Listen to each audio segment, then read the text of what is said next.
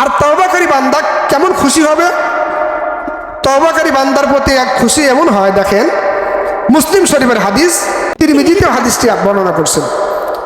হাদিসটি হলো রাসূল আরবি সাল্লাল্লাহু আলাইহি সাল্লাম বলেন, তওবাকারী বান্দা এত খুশি হয়, একটা লম্বা ঘটনা নিয়ে আসছেন, ওয়াকিয়া নিয়ে আসছেন। ঘটনাটা হলো এমন যে কোনো এক আল্লাহর বান্দা সফরে গেছে। কোথায় গেছে? সফরে বেরোইছে, কোথাও এর জন্য এক জায়গায় আশ্রয় নিছে, অথবা একটু রেস্ট নিচ্ছেন। দেখেন যে পিছন দিক থেকে তার যে সামান ছিল, পানি, খাদ্য অথবা সফরের টাকা পয়সা যা ছিল সব হারা গেছে। কার? সফর করেওয়ালা বান্দা। তো মরুভূমিতে যারা সফর করে দেখবেন তাদের জন্য পানি কিন্তু একজন জীবন, মানে পানি খুবই দরকার মরুভূমিতে। আমরা তো পানির কদর জানি না, কদর বুঝি না, অথচ মরুভূমি আরব দেশে পানির কিন্তু অনেক দাম। তো ওই সময় তো সফর করছে, পানি সবসময় তারা কাছে রাখছে। তো পানি, টাকা পয়সা, আপনি এক জায়গায় বের হয়েছেন মরুভূমি এলাকায়, পানি যা ছিল পানি নাই, উট ছিল উট হারা গেছে, যেটায় বাহন হবেন বাহনে যে যাচ্ছেন বাহন হারা গেছে, উটও হারা গেছে, পানিও নাই, খাদ্য যা নিয়ে গেছিলেন সব কিছু হারা গেছে। তাহলে এই বান্দাটা কত পেরেশানির মধ্যে পড়বে চিন্তা করেন। পেরেশানি হয়ে গেছে, এখন বলতেছে যে আমি হাইটে যাই তাও তো আমি যাইতে পারবো না, লং টাইম, অনেক রাস্তা পাড়ি দিতে হবে। বেচারা চিন্তায় করতে করতে এক সময় সে ঘুমায় গেছে। ঠিক আছে, ঘুমায় গেছে। ঘুম থেকে উঠে দেখে তার যে বাহন উট ফিরে আসছে, তার যে আসবাবপত্র যে হারা গেছে, পানি, খাদ্যদ্রব্য যা ছিল সব কিছু আবার ফিরে আসছে। এই বান্দাটা কেমন খুশি হবে?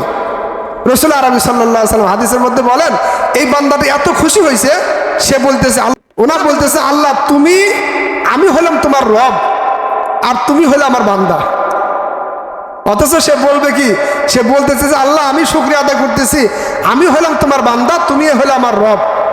তা না বলে সে বলতেছে আল্লাহ তুমি হলে আমার বান্দা আর আমি হলাম তোমার রব। চিন্তা করছেন?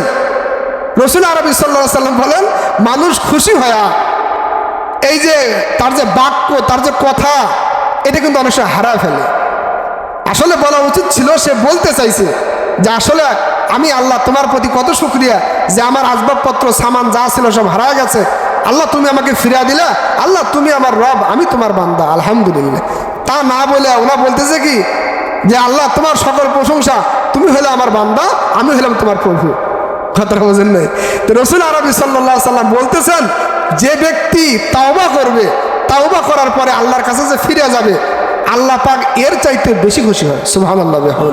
বান্দা তুমি আমার বান্দা, তোমার আমি বানাইছি অত্যন্ত আদরে যতনে বানাইছি, তোমার আমি জাহান্নামে দেওয়ার জন্য বানাই নাই, তোমার আমি জান্নাতে দেওয়ার জন্য বানাইছি। বান্দা তুমি গুনাহ করে ফেলেছিলে, তুমি এখন তওবা করেছো, আমি আল্লাহ পাক ওরকম খুশি যে ব্যক্তি নিজের খুশিতে নিজেকে প্রভু মনে করে, অথচ সে প্রভু না, সে কিন্তু বান্দা। সুবহানাল্লাহ বিহামদি। এই জন্য মুআজ্জাজ মুহতারাম হাজিরিন, আমরা বেশি বেশি আল্লাহর কাছে তওবা করব। আল্লাহ তাআলা যেন আমাদের প্রতি গোচ্ছা না হয়, যেন রাগ না হয়। দেখেন না কত মুসিবত আমাদের প্রতি আসতেছে, বৃষ্টি এর সময় কত বৃষ্টি হয়, অথচ দোয়া অহরহ হচ্ছে। এরপরে কিছু কিছু জায়গায় বৃষ্টি আসতেছে, সব জায়গাতে কিন্তু এখনো বৃষ্টি কিন্তু হচ্ছে না। আল্লাহ তাআলার কাছে আমরা বেশি বেশি তওবা করব, দোয়া করব। আল্লাহ আমরা গুনাহ করে ফেলেছি, আর জিন্দেগিতে গুনাহ করব না। আল্লাহ তুমি আমাদের আযাব দিও না, আমাদের গজবে ধ্বংস করিও না। আল্লাহ আমাদের তওবাকে কবুল করো। আল্লাহ তাআলা আমাদের সকলকেই আল্লাহ তাবারাক ওয়া তাআলা পিয়ারা বান্দা হিসেবে যেন কবুল করেন। সকলে বলে আল্লাহুম্মা আমিন। ওয়া আখিরু দাওয়ানা আনিল হামদুলিল্লাহি রাব্বিল আলামিন।